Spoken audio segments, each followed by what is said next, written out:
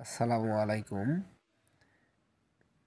এই আপুটি কি বলে একটু সবাই শুনেন আগে। ৬০,০০০ টাকা শেষ। ৪ জোড়া জুতা নিছি ৩৬,০০০ টাকা দিয়ে।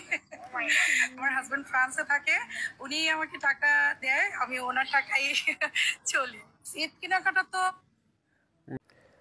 উনি ৪ জোড়া জুতা কিনে ৩৬,০০০ টাকা খরচ করেছে।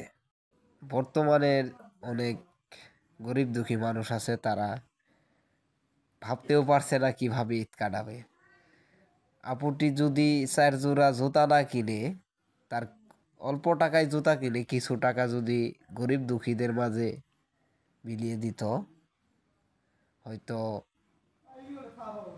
তার আখেরাতেও সে শান্তি পেত এবং এই দুনিয়াতেও শান্তি পেত। আসলে আমাদের যাদের অর্থ আছে আমরা দান করতে চাই না,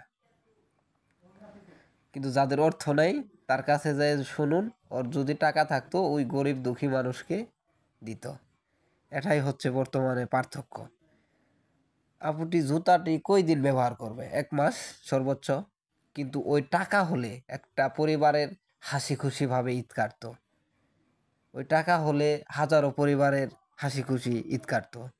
তাই আমি সবার উদ্দেশ্যেই বলছি, যার যেতটুকু সম্ভব নিজের জায়গা থেকে মানুষকে সহযোগিতা করা এবং মানুষের পাশে দাঁড়ানো। যাদের দেখেন হাজারো মধ্যবিত্ত আছে যারা এই ঈদে মার্কেট করতে পারবে না, এই ঈদে একটা ভালো জামা কিনতে পারবে না, কিন্তু কাউকে বলতেও পারবে না। সবাই ভিডিওটা শেয়ার করবেন ভালো লাগলে এবং পাশেই থাকবেন। ধন্যবাদ সবাইকে।